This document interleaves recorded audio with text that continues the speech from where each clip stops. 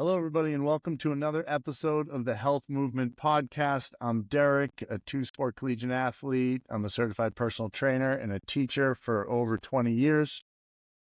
I'm Tim. I'm a certified athletic trainer and a nationally registered EMT. But I also wanted to add in, I mentioned on the last show that I'm in my 50s. I don't know how I got that wrong. I'm still in my 40s, but I don't know, maybe brain age, I'm in my 50s. Well, I don't know what happened with that. But as always, before we get started, we're not doctors.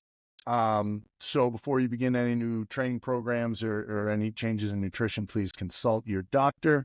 But without any further ado, we have a very special guest with us. We have Craig Gile, who is the founder of CoolMitt, and he is a self-proclaimed leader and dominator of the world. So, Yes. Craig, thanks for joining us. Gents, thanks so much. Really appreciate having met you guys, having introduced you guys to our CoolMitt technology, and excited to discuss it with you. And my job as the founder of this company, one of the jobs is to just get the word out, preach the gospel, so to speak, and create awareness for what this technology does.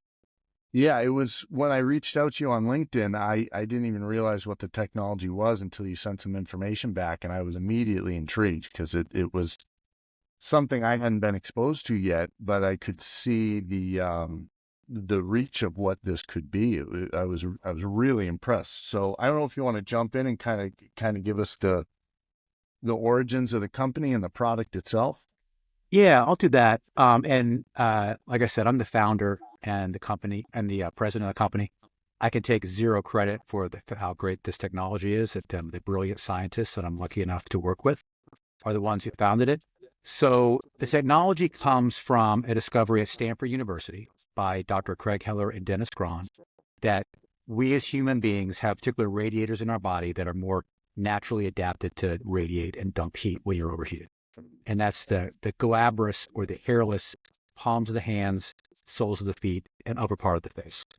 The reason for that being it has a different arterial structure, which I won't get into. Don't want to get into the space of the teacher here. I'm not a biology teacher. I'm just a dopey businessman. But the biology of it is this part of our body, one, has a confluence of arteries and veins there.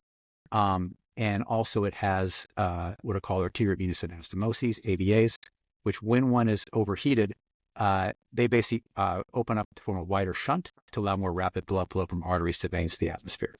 So that's the basic biology. Does that make sense? Any questions on that? No, it makes sense. Okay. Yeah, definitely.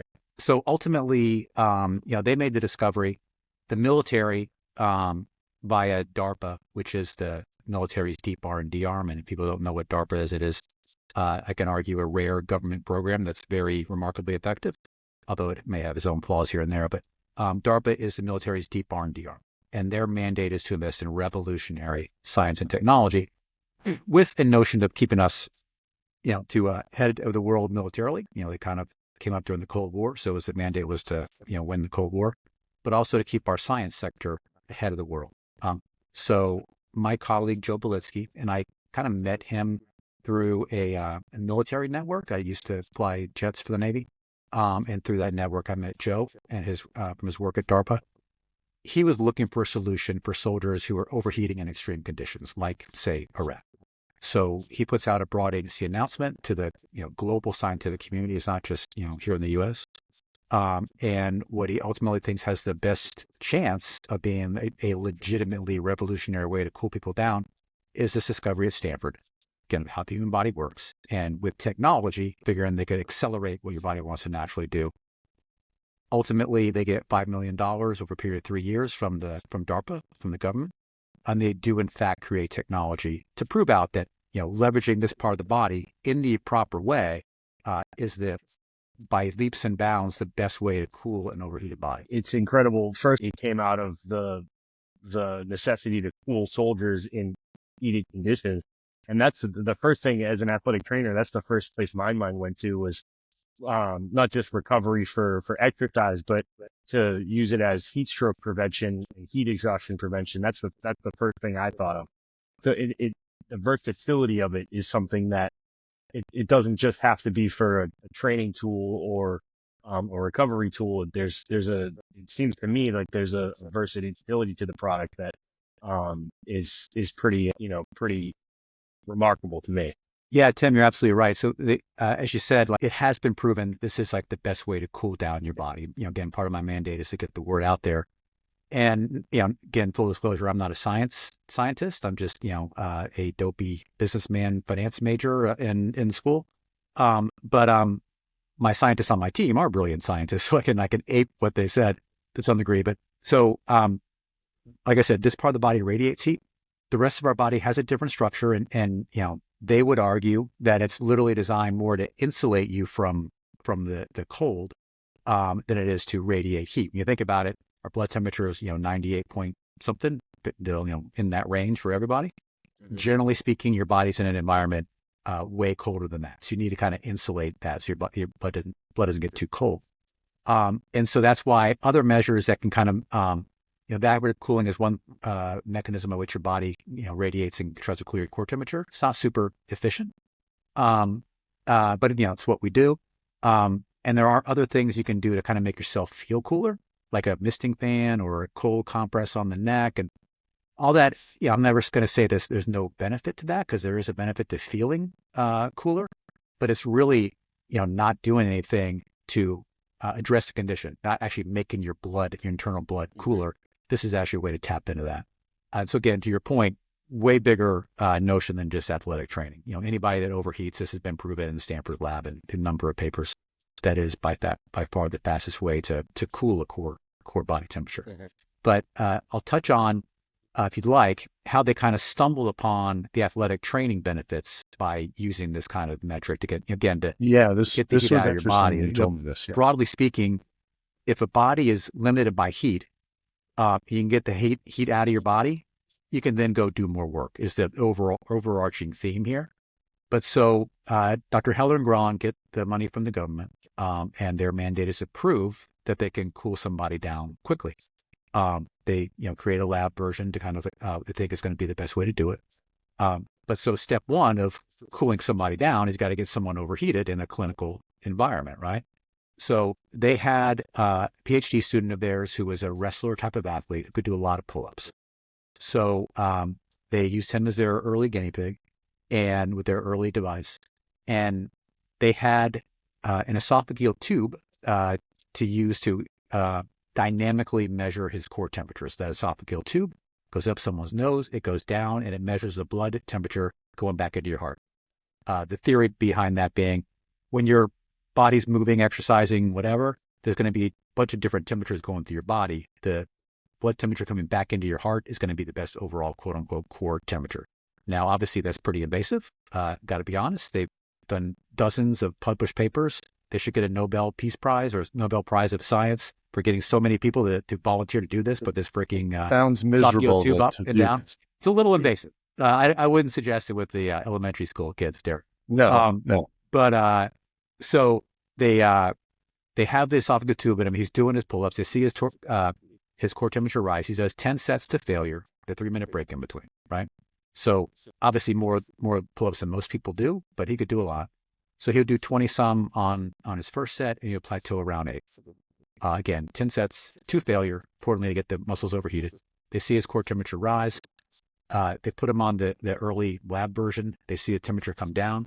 And then one day, without prompting, he jumps back up on the pull-up bar to do an 11th set. Again, he plateaued around 8, and he does like 18 pull-ups. And they're like, holy cow, what just happened there? And that's what kind of sent them down this whole other pathway of like performance, how the muscles are working when you're overheated. So, long story short, when you're weight training and go into failure, your localized muscles overheat. That heats up the pyruvate kinase that ultimately has the brain stopping sending energy to your muscles, and you fail, right? You stop. Defense mechanism in your body. Frankly, if they didn't have that, you could literally, let's say you can literally cook your muscles is the way that your body would work. So it's a defense mechanism. So if for your next set, you can kind of rapidly cool those muscles, you can then be almost like your first set or close to it. You can do the same amount of volume or do a lot more volume. You train like that over a period of time.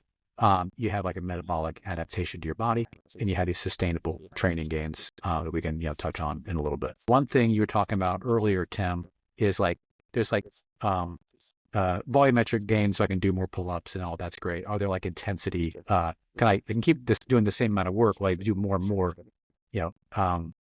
As any athlete will know, if you can do more and more work in the weight room, you're ultimately going to get stronger and stronger. So ultimately, you'll be able to do more intensity, more lift more weights. You'll be able to, we don't have any studies on this part yet because it's kind of trying to work with some academic partners, but you should be able to like move the velocity of the strength will be increased by this increased training. There are studies that we have that do show that ultimately in more of like a pyramid type of workout, as opposed to just like static sets up to failure, pyramid, they do show the intensity gains as well in strength training. Yeah. I was just going to ask, you had tried this out with, it was originally in the lab and going through testing and everything. Right. It went into the military. When did it branch off into more the collegiate space and the pro space? When did good that question. shift happen? So the origin story of this, the birth of this technology was to help soldiers, for example, storming Baghdad. The reality is, because of the way that your body works, you need your hands. So we did not yet have the proper form factor for like in theater military. We do have a number of military in training, so we're have special forces of every branch using this and getting the gains. Ultimately, we're going to get new products down, better form factors for broader military use. But what DARPA does is they fund technology and then they kind of like let the commercialization happen, or sometimes not. So we have not yet got full integration in the military, but we are working towards that. And to be honest, like our first version is, and I'll touch on that in a second, but our first version is basically the most recent version they had in the lab at Stanford, creating the next generation of that, a manufacturable version of that. And then as we evolve as a company, we'll be able to kind of have multiple a product line, so to speak, to better serve different environments. Gotcha. I mean, just to describe, because a lot of people are going to be listening to this as opposed to seeing anything. Right. You were kind enough to send me one of the products so I could test it out, and it looks kind of like an oven mitt, obviously a little fancier looking than an oven mitt, but you basically just slide your hand into this and you feel the cooling compression underneath on your palm. You keep it in there for 30 seconds to 3 minutes, I believe is what you had told me, and then you kind of go from there. It's really, really simple to use. I was surprised. I remember the night before I was going to use it, I'm like, all right, I gotta set aside a half hour, 45 minutes to see how to do it. And it's like, put the ice in, put the water in, turn it on, then you're pretty much done. I mean, you got to let it cycle through for a few minutes and cool the water down to the proper temperature. But it was really, really simple to use. Yeah, it's pretty close to plug and play, which is great. And let me tell you what's going on with that unit. And I'll kind of describe it with lack of having a prop here to the audience. But it is portable and it's battery operated. So the battery can go for 6 hours continuously in most environments. Some environments, that's running continuously. You don't have to run it continuously, as you saw. Like you turn it off, turn it back on, it's going to be at temperature, pretty much right away. Yeah. There's like a vacuum sealed cooler container in the bottom. Ice and water go in there. Importantly, that does not flow through the system. That would be too cold. So that ice and water just serves as a heat sink. The top of the unit has a copper coil heat exchanger that goes into that ice. What's really happening is there's a closed loop of water through that top part of the unit. Water flows through it to these tubes.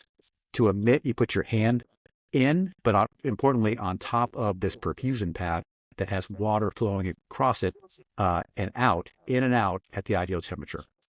So it can't be too cold. If it's too cold, your veins do what's called vasoconstriction. So it kind of like a defense mechanism against it. So I constantly get asked like, okay, Craig, smart guy, the palm is the best way to dump heat. I'll just put my hand in a bucket of ice and that'll be faster actually than your system. Unfortunately, and maybe fortunately for me, it's not quite that simple.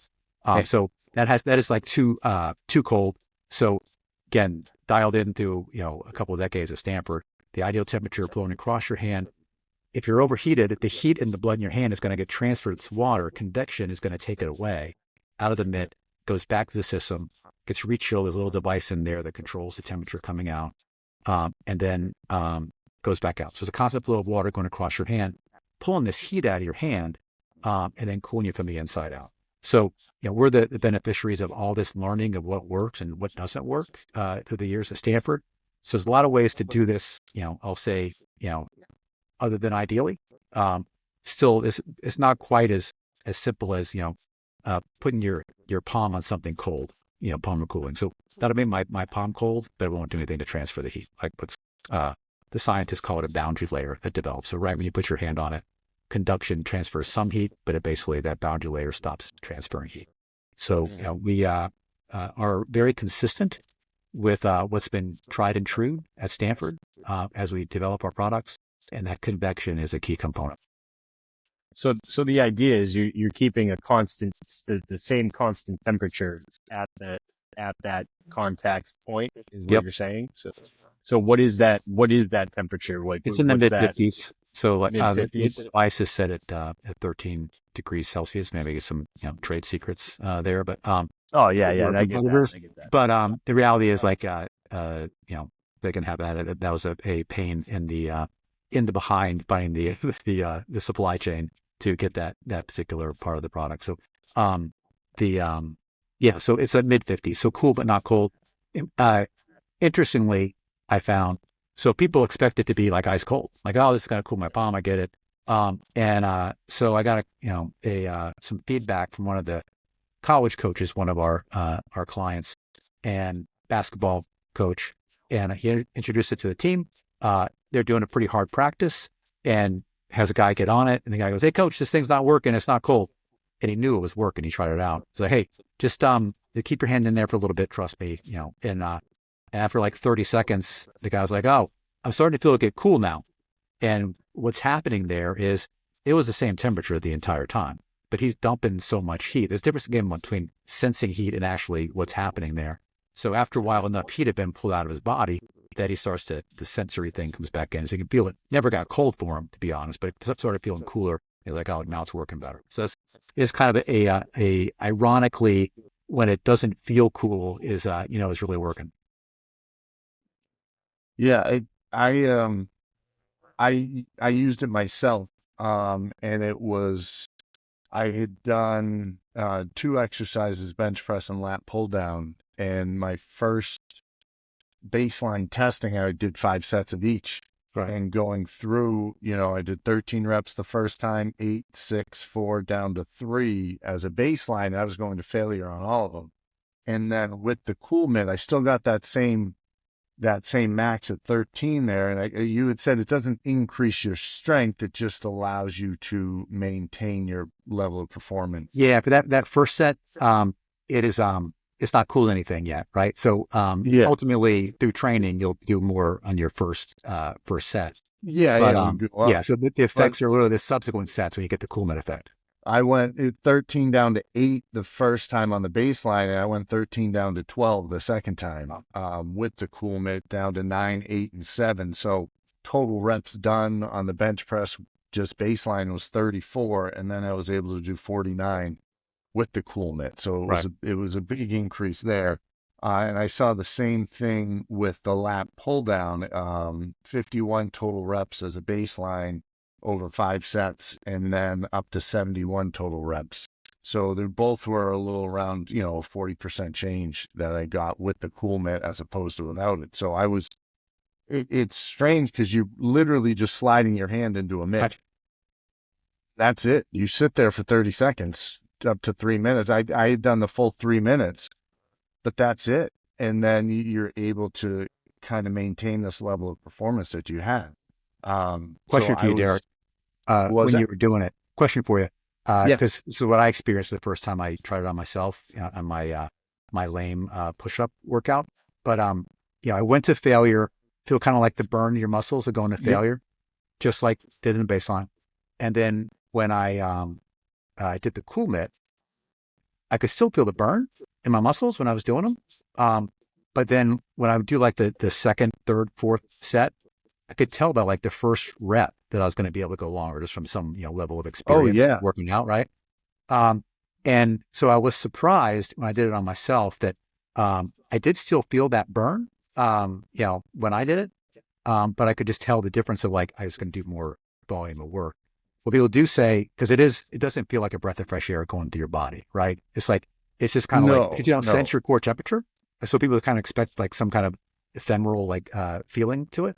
Um, you just hadn't noticed the results in that instance. But one thing people can tangibly see, in particular, if you're like, sweating a lot, you can see that you stop sweating quicker because basically your body has to, dump less heat from the evaporative cooling Oh because you yeah, kind that of makes address that sense. heat.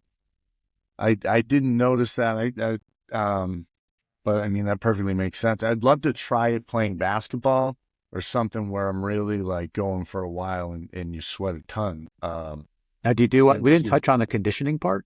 No, we So, did. let me touch on that because, I wanted to put you through the paces on the basketball court, and then, work you. Um, so we kind of talked on the strength training component to it. Again, localized muscles overheating, getting that heat out, you can do better work. Um, if you're doing conditioning to training, be it, I'll do the basketball example, do suicides or whatever interval type of runs Yeah, people do to exhaustion, doing like, 400s on the track to exhaustion, doing multiple intervals of that. Really good use case, frankly, is on a stationary bike. Um, if And I'll do the stationary bike as a pretty clear example of what's happened in the body. So if I'm on a stationary bike, and let's say I'm doing a workout to where I'm going to go to exhaustion, right? So we have elite, like Olympian and, Tour de France and, elite track cyclists who do this on a stationary bike. And so if they're going to, like, we'll call it exhaustion on a bike, and let's say they set a set RPMs and power level wattage, and they go through, they can't go anymore. What happens there is their overall core temperature, as opposed to localized muscles, overall core temperature is slowly rising to about 102, 102.5 degrees, Fahrenheit. Um, and then you start, again, the brain stops sending, energy to your muscles. So if you can forestall that happening, and kind of get the heat out in the interim, you can kind of keep going. So, on the cycling, example, we had one kind of elite, sprint cyclist, the track cyclist, who did like crazy power workouts. And on a stationary bike, you can actually do it while you're working out. So you have to have an that's interval, true. right? That's true. So he had one workout, he said, and I forget the prescribed, wattage and RPMs, but he said he would flame out like every time right before 4 minutes. Again, he's like going, I mean, I saw a video of it. It's like the legs are going like this and it's crazy. He's got, thighs the size of my shoulders. So he's doing this workout, flames out at 4 minutes, and then he gets into CoolMitt, and he's able to do it again while he's, doing the same workout, same wattage, same RPMs. And, it was like just shy of 6 minutes till he flamed out. Because what's happening there is, instead of his body temperature rising, it's kind of dumping heat the entire time. It can kind of keep going and keep going until it goes to exhaustion. So, I'm going to, make you go to the gym, Derek, do some suicides, give yourself a minute in between. We'll, Okay. do a baseline. Let's say get you really lathered up, do like 15 suicides. So you get, this is off as fast as you can, every single one. Record your times, and then try to do a CoolMitt for 1 minute in between, and see how much that conditioning helps. I think you'll find Okay. that there'll be less drop off in those later suicides because you just have, like, be less fatigued. It's delaying the onset of fatigue and actually giving you more energy to sustain Uh, it through it. So again, I'll finish, with this, but so, a lot of our athletes, or teams will use this. It's a unique thing you can do in a competition. So like in a basketball game, in a lacrosse game, hockey has some particular, uh, um, challenges, just the area of the chaotic nature of the bench there to actually use it. But, any stop and start sport, if you can, do this in between a game, if you're a basketball player, every time you're on the bench, timeouts, halftime, get some of that heat out of your body. You can then, go harder for longer. You can, not have to coast during a game. If you, do it properly, you can be fresher at the end of the game. And, that's what you want to be, right? When it matters the yeah. most, you want to be as fresh as you can. And so we do have data to show, like, if you can do that, you'll be like a significantly lower core temperature. Commensurate with that is a significantly lower heart rate. So you're just like that much fresher at the end. And there's this we don't have data on, but it's known science that if you're overheated, you tend to have degraded cognitive ability. If you can address that, you're going to be smarter, fresher at the end of any game that you can do. Yeah, it'd be sharper. Yeah, Yeah.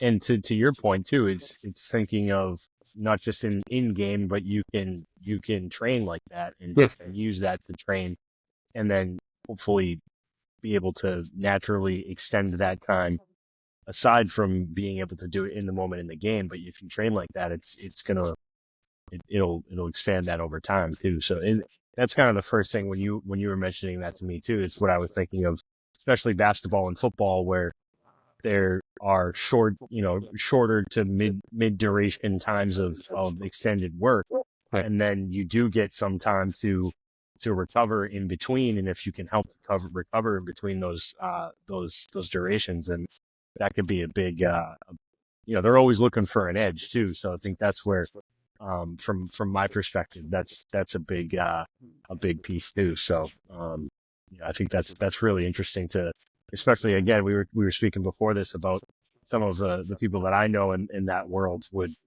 that would be a big leg up to some of the competition if you're using that as opposed to your opponents. You know what I mean? Yeah, you're absolutely right. And, I want to touch on this, but I really want to focus on, this is not just for, the Boston Red Sox and the Boston Celtics. This is for ultimately anybody who's working out. If you're working out, there's a reason for it, presumably, and you want to get the most out of it. So this can ultimately, help you do that, make it more efficient, have much better gains, and a lot of positive outcomes from that. But so started the company just over 3 years ago, started selling the product just shy of 2 years ago, through kind of word of mouth and some good earned media, some other podcasts and such we've been on, and some PR. Had really good traction. We have just over 70 professional teams that are using this. They're coming back and buying more. Dozens of college programs. The colleges, are good for us because there's multiple sports within a program. Stanford, maybe not surprisingly, is kind of our bellwether college program, and they have like 14, they were told me, sports are regularly using CoolMitt, across the board, both in the gym and in their games. We have partnerships with Olympians, USA Wrestling, Tour de France teams, like all these crazy great athletes. And as I mentioned earlier, the guys who are way tougher than me, special forces, who are training like this to be better warriors. To be fair, not a huge bar to be tougher than me, but those guys are a lot tougher than me in the special forces. But that's just, as a business, we started with them because it does have these crazy performance benefits, and they're looking for a 1% edge against their competition. As Derek saw, we're providing 30-40% gains in training within weeks, right? And again, importantly, there's sustained gains. Like we have a number of data points and actually published studies where you can do your workout, you can get more and more volume per workout. If you stop using the CoolMitt but do the same workout, you kind of maintain those gains. And then we have some data of elite athletes who will then go train with it again. They have increased gains again. Now, it won't go to infinity. You're not going to be doing infinity pull-ups, but their body does have some level of plateau.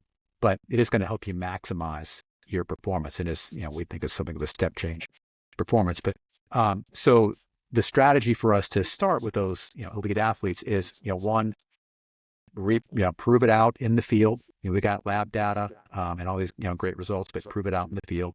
We can learn a lot from different use cases. We have learned some stuff from teams or athletes that use in ways that we never knew or thought of. Like one football team we're working with, one of them has a number of players who have ADHD, which those drugs, my understanding is, and again, I'm not saying do it for this. We're not, cleared as a medical device, but the way they use it is these ADHD drugs, as I understand it, will raise the level to where they vasodilate. So when if it raises that, they'll have this smaller, narrow band when they actually overheat. So they can reduce them getting to that threshold. They're not going to get through and kind of like fail run, which is really interesting. So point of all that being, like, we've learned a lot from our early customers. We have like 1,500 customers out there. We should say 1,500 units are out there, so a little bit less, customers than that. But so we're learning a lot from them, to informing us for future versions we have in the pipeline. What we need to do is, everybody that goes to a gym, and if I'm like Derek going to the gym to do bench press, I may as well do as well as I can. If I'm going to devote that time, I better, get as many gains as I can. If I'm going on the spin class, I may as well, get as much as I can out of that 45 minutes or an hour. Yeah. And so ultimately, we see this benefit on the athletic training side, being ubiquitous. The analogy that I make to folks is, when I was a aspiring young athlete, Gatorade had been out for a while, but you were thought to be soft if you needed water in a basketball practice. I was soft in flight school if I needed, water while we're doing, some of our training, right? And now, fast forward a few years, like, you guys, if you didn't give a water break to the athletes you're working with, would be fired, right? Yeah. Yeah. And so, we think this is going to be, again, as you saw, as easy to do as a water break. You're having your water break, put your hand in this 30 seconds, minute, whatever you got, and then get back in. You're going to be perform that much better. Well, and that was in not just perform better, but also to try to prevent overheating in general, right? So, and again, from my perspective, that's a therapeutic benefit to preventing or trying to stave off the heat exhaustion, the heat stroke, like that. That was my initial thought of beyond the recovery aspect too. But, you kind of mentioned that this isn't just for the professional sports teams or even athletics programs, but for me, it's, gym owners and fitness facility owners. Like, this is something that could be part of, and this is, you're seeing the recovery aspect of the, that kind of fitness world anyways, the Normatechs of the world and all the different, kind of, technological advances in the recovery. You're seeing a lot of these gyms go to recovery spaces or bringing in this equipment that I think this is an area where those facilities could invest in something like this, and it adds something to their,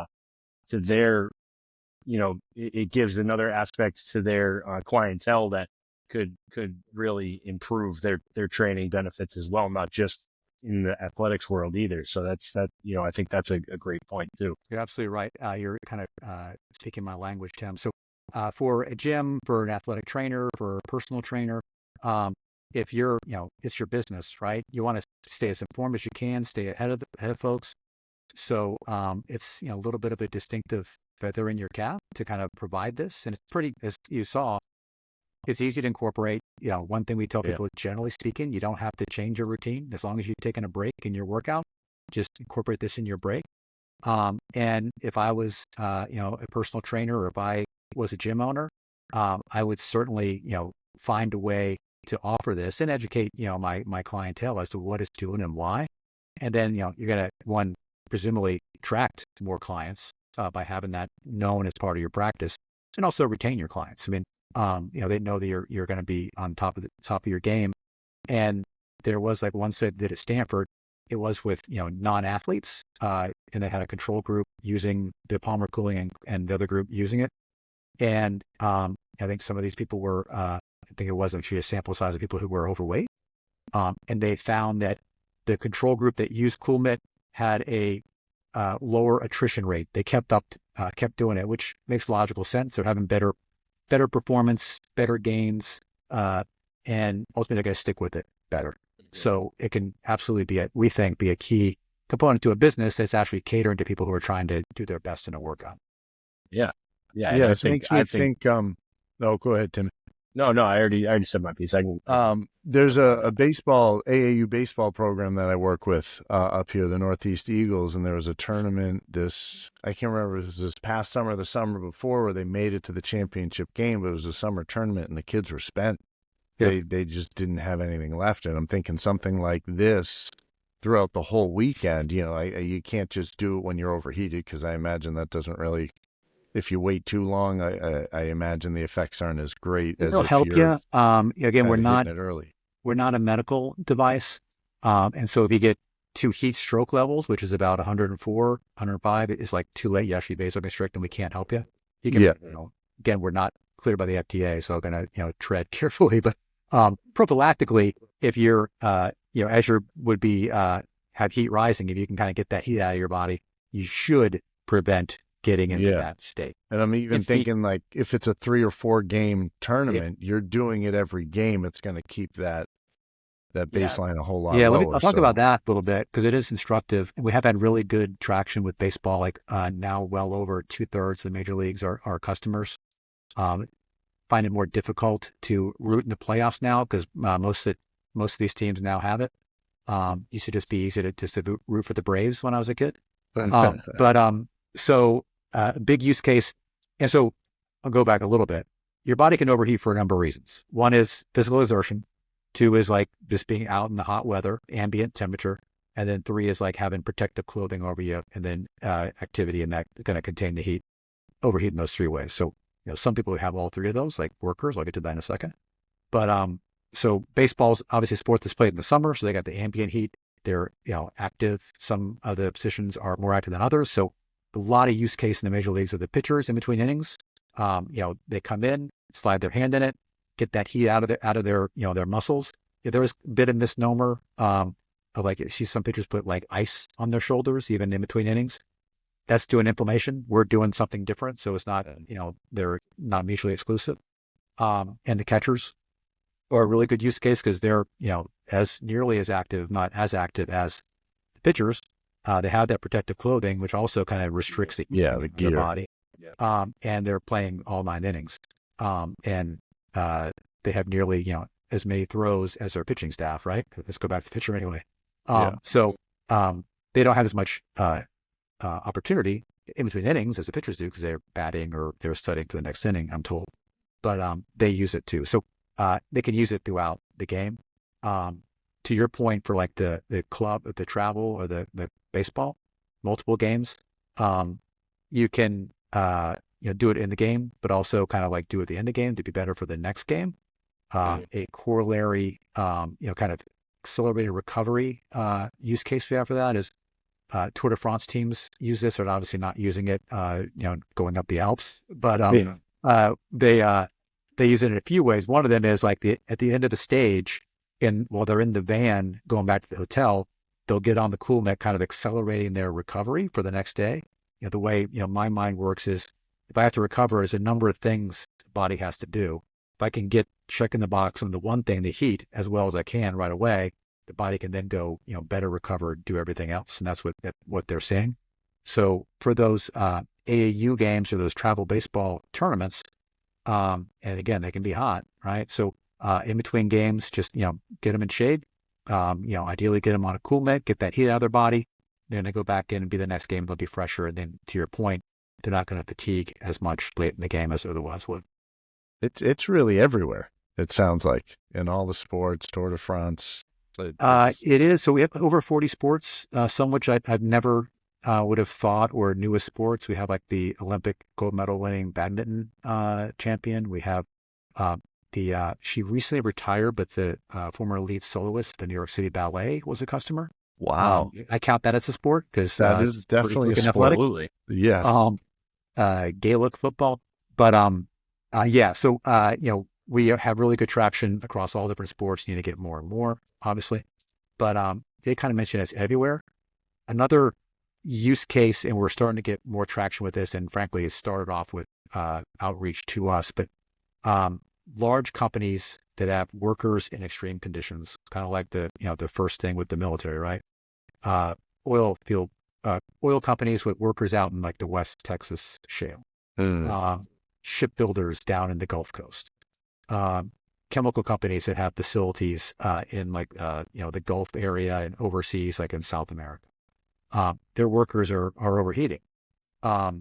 Anybody, warehouse workers, most warehouses, landscapers, construction, anything. Yeah, they're not air conditioned. They're too big to be air conditioned. They bankrupt the company if they air condition them. They do have break rooms. So when these workers, are humping in the warehouse, they're getting overheated. They have prescribed breaks. They can do this for 2-3 minutes whenever they're getting their water or their Gatorade or their snack, and then go back out. They're going to be tank and have that incremental heat out and have a better shift.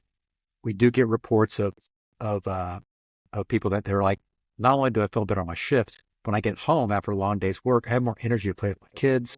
I'm less cranky with my wife. So there are all these kind of like unforeseen, like non-measurable benefits of just like not having to deal with heat as much as you otherwise would.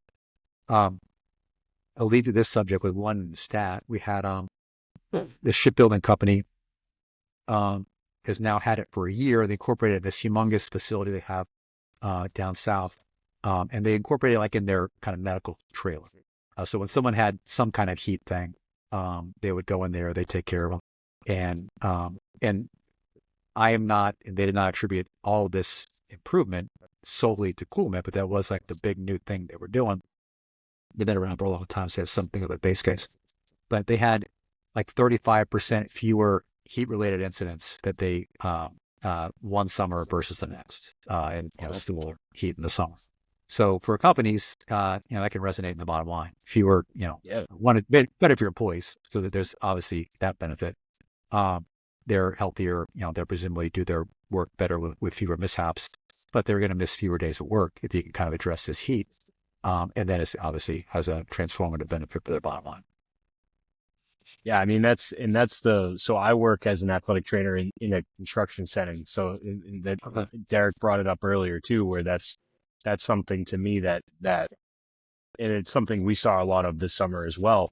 It's a natural thing, especially if they're working out in the heat. So we're even thinking like firefighters fighting a fire, or, just anywhere in a, you have it on the truck and you're able to have guys kind of rotate in and out. And those are all things that, are uses that it feels like it's adaptable. It's like I said earlier, it's pretty versatile, where it has a number of different uses that can be very helpful. Yeah, we have some good traction early with firefighters. We're working to provide the best solution for them, and like all this, there's a bit of education and awareness. We had a really cool study about a year and a half ago with this fire department in Homewood, Alabama, outside of Birmingham. They volunteered to do this. These 10 studs volunteered to do this test with us, and it was over 2 days. Again, 10 guys on one day, 5 guys cooled and 5 guys didn't. They came back 3 days later, and then they switched who did it. They had them doing their firefighter magic training in this like burn building. And they had them with Zephyr performance system. So it's kind of an athletic monitoring system. Yep. We downloaded physiological and mechanical load data with them. We had them do 3 intense 20-minute sessions of the firefighter training with the bottles on, full of gear, bottles. The 10-minute break in between. So 3 active sessions, 3 breaks. Again, doing the same thing during the break, either, just having water or whatever, encourage them to do what they normally do, and, or cool if they're the cooling guy. Really good results. One is these guys got their heart rates, really high. The age-adjusted max, like 99, up to the age-adjusted max for extended periods. When we measured them in terms of recovery, and then using heart rate as a recovery metric, the system we use does have a core temperature thing, but it basically, it's not as accurate as the esophageal tube, unfortunately. Yeah. You don't want to do that to the firefighters. Yeah, I'm sure. it was consistent with the heart rate data that we expected. So using heart rate as a recovery metric, we're able to show on average that in the first minute, when we were measuring their recovery, it was about 3 times as fast when they cooled versus non-cooled on average for the population of 10. Again, small sample size, I get it, but about 3 times. So I was surprised that the recovery of the heart rate was about 5 beats per minute statically, passive recovery. So it was over 14 beats per minute in the first minute with cooling. Second was like over 9, so almost twice as fast. Third minute was 7. So it kind of was like reverted to the mean around the 4th minute. So that's what we kind of say, like the 3 minutes is the biggest bang for the buck. So they, had an incremental like 20 beats of recovery when they cooled versus non-cooled, and then they, it's the same. So that was a really cool finding. And for your point for the firefighters, if they're going to fire 20 minutes, that's when their bottle is going to, expend. They come back out, recover. If they're going back in, they're 20, their core temperature is down, they're 20 beats per minute lower. Going back in, they're that much fresher, that much more alert, that much more able to save our lives. The other finding we had, this is when we kind of compared them on each other. So cooling day versus non-cooling day. We want to see what the cumulative impact of cooling versus non-cooling was. And so we tracked like the first 5 minutes of the third active session they did. And so we were able to kind of show that they were still like 20 beats per minute lower through that first 5 minutes going back in. So it kind of like it built up this sustainable thermal reserve of recovery. So again, they're fresher as they go on through the day. And there are unintentional corollaries to the athletics of that same thing. Quick recovery, in a timeout, and fresher at the end of the game. Nice. Well, we're about 45 minutes in. Was there anything you wanted to cover that we haven't hit on yet? Well, one thing I just noticed, I am not pandering to the local audience with this Ted Williams picture above my head. That just happens to be there. Part of my menagerie of photos. Oh, actually, there's Ted Williams and Babe Ruth. I'm not pandering, but no, I think we covered it all. The things I always try to tell people is like, it is, remarkable how it works. It seems simple. There's a little bit of, complexity on delivering it the right way, that we've kind of dialed in. It is, people are rightfully cynical when they see results. Like, I can literally go to the gym with someone and say, you just did a bench press to failure your first set. You'll do 30% more on your next set if you do this for 2 minutes. And they're like, I can literally, I have confidence telling people that. And it's just like, belies belief. It just makes the body, work more effectively and accelerating the dumping of heat. It is not just an athletic training modality. It has fantastic benefits for athletes. But, again, anybody who's getting their body in a heat limited state for whatever reason, this is the best way to get it out.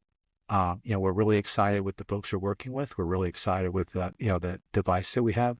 But we're getting better and better. We'll have, multiple products. Better commercial product is in the works. So it'll be, better for like a gym, less maintenance, more user information. And then we have a couple of versions that'll be a lower price point, more for the consumer, more mobile. And so we're our mandate is to, get this solution out to where people need it. And so we're making our effort to do that. Awesome. So to find you, they go to coolmitt.com, or what's the best way to get in touch with you guys? Yeah, they can go to coolmitt.com. There's a link there to reach out to us. People can reach out to me at craig@coolmitt.com. Happy to speak to you guys and your audience. I think it's great what you guys are doing. Anybody that can get, good word out, credible voices, getting the word out to make people healthier and safer and, perform better athletically. I think it's a great forum for you guys. Awesome. Well, we really, really appreciate you coming on. This is My something pleasure. that I did not know existed. I heard on Rogan, Dr. Huberman talking about it, but I didn't make the connection. And then once I saw it, I looked it back up and I was like, oh, that's it right there. But I hadn't really heard of it beyond that. So now knowing and experiencing it myself, it was working awesome. with guys like you, getting the word out. We're gonna shout to the mountaintops. Everybody know about it. Yeah. All right. Well, thank you very much.